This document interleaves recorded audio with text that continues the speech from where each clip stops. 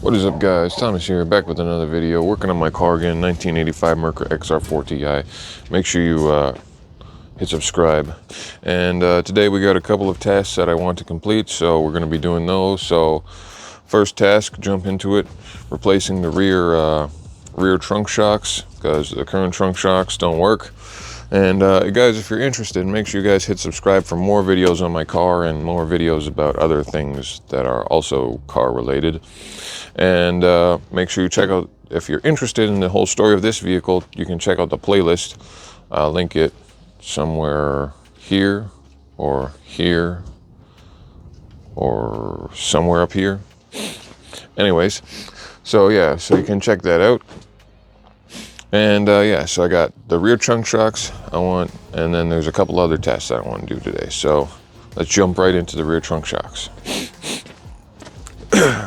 Alrighty, so we made it around to the back of the vehicle here. So we got the trunk. So I'll show you why we need to replace the trunk shocks right now.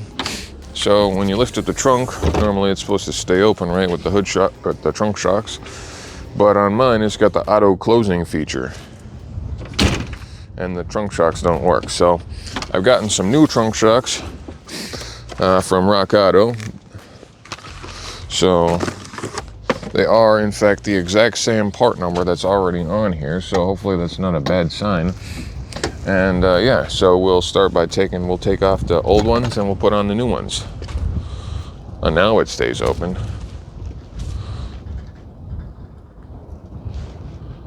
Oh, anyways. Oh. Let me go grab some tools. Alright, I have the tool required to do this job. So on these trunk shocks, it's just a little metal clip thing that's holding them on. So if you pry out the metal clip thing, it'll come right off.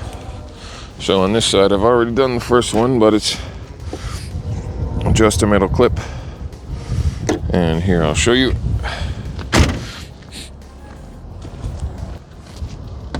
So yeah, so if you want to take it off, you just pry out the metal clip. Oops. Like so. And then you can just, oops. Oh, the clip came back on. Pop it off. No problem. And that's one off. Now we'll take off the other one. Alright. Let me get the second one off. There's one.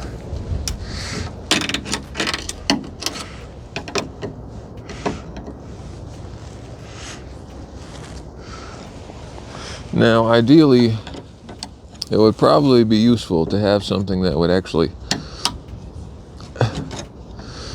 hold the trunk open while you're trying to, oh, the other one came off at the same time. Perfect. While you're trying to do this, but yeah, using your head is also okay. Let me install the first one. Hopefully it will just go on, no problem. Yeah, one. And the second one.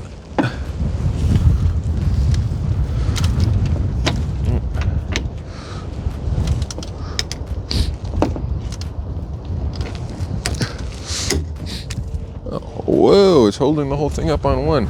Anyways. Let me get the new one, the other new one. Oops, drop test. Pop this one on. One. And two. Oh, I guess you can adjust it.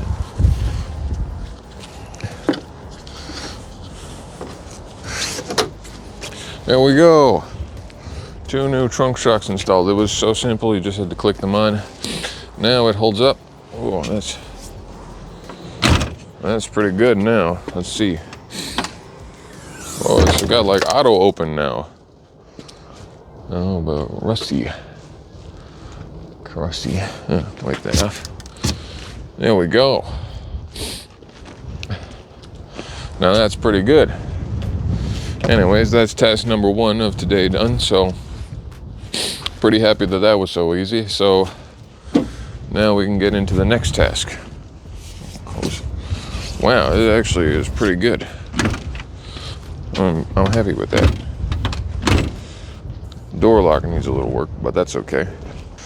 Alright guys, so we come around to the side of the vehicle for our second task of today, which is drain the fuel out of the vehicle. And you might think, well, why are we on the side of the vehicle where there's no fuel filler or anything that seemingly is related to the gas tank? Well, that's because right underneath here, right about here, is the fuel pump for the vehicle. So what we're probably going to do is we're probably going to disconnect the tube that runs up to the engine and just hook up another tube into a container and just have it pump fuel. Pump the fuel out of the vehicle, and then we can dispose of it later and get rid of it.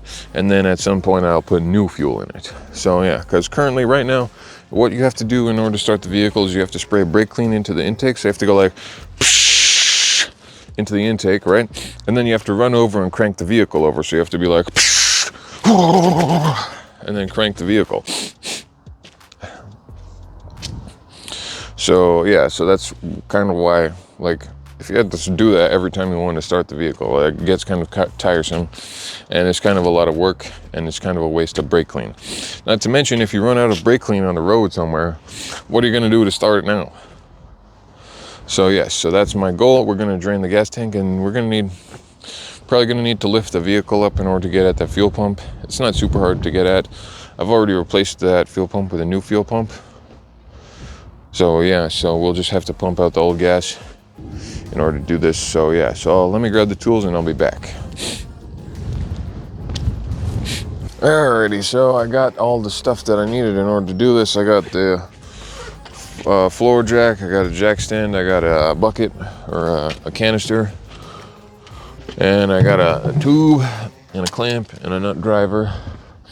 So I'm gonna lift it up, take the hose off, put this hose on, put it into the bucket, and then tighten down the clamp, and hopefully it should all go according to plan. So let me get this thing jacked up.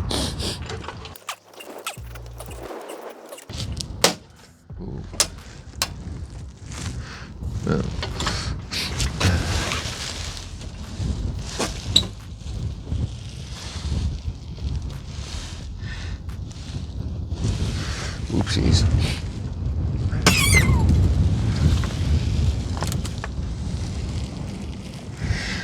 Well, that was not intelligent.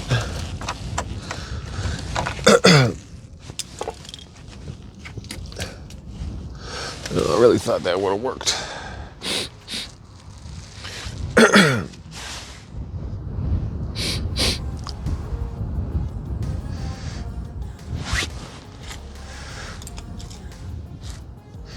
Well, not what I should have done. That's for sure. Whoops.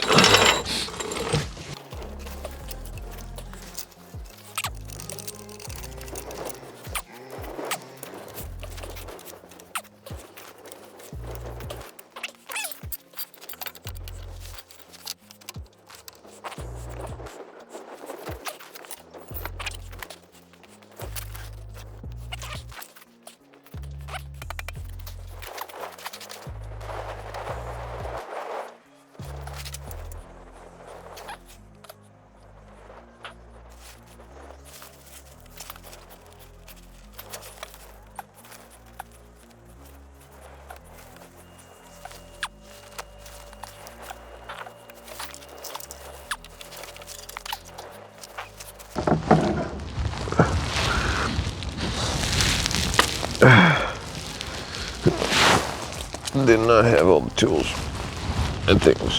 One sec.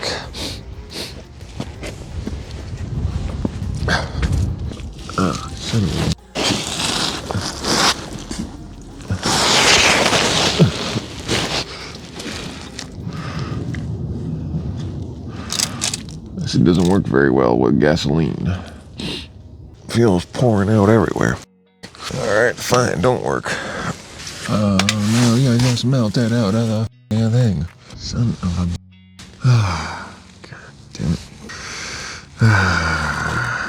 God damn it. Okay, guys. Okay. Okay, guys, so I have everything I need to drain the gas out. So I got a tank there. I got these trays, which I'm going to put underneath the gas that's coming out, and then I'll just swap them out and fill up the bucket there. So I got it all set up already. And yeah, so let's get right into it.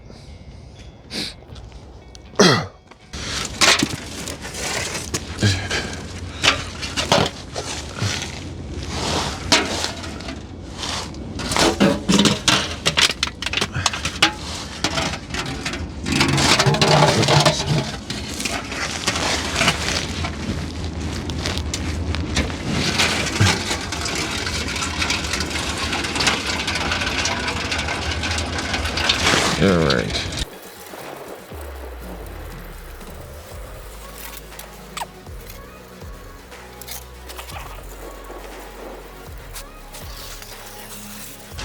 All right. That's one container.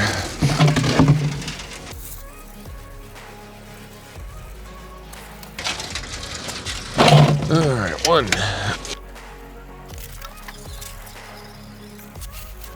Two.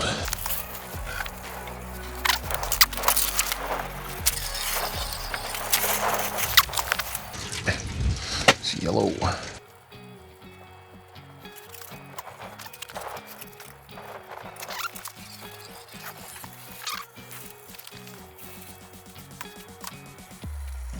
Alrighty, guys, well, we finished, well, we're not finished. We ran out of fuel containers, but I got about 7 gallons of gas out of the fuel tank so far, and there's still more coming out, but all the containers are full, so we're gonna have to stop with this task for now. And yeah, so plus there's however much gas that was spilled, so that's yeah. Anyways, I also had to install this shield, I guess, around the back here, so it would prevent the wind from blowing the gas, because it's getting quite windy out. So yeah, so that was interesting. It's just a some piece of an old appliance ratchet strapped to my wheels so that it will block the wind. Worked pretty good, actually. Definitely was a big improvement after it. As you can see, there's a bit of a stainage on the ground there from all the fuel. Yeah, that's a minor issue. But I didn't have the best method. I was using aluminum trays to manually move the gas into containers, and when it's windy and the wind blows your aluminum trays and the tray is filled with gasoline, unfortunately things happen. So yeah,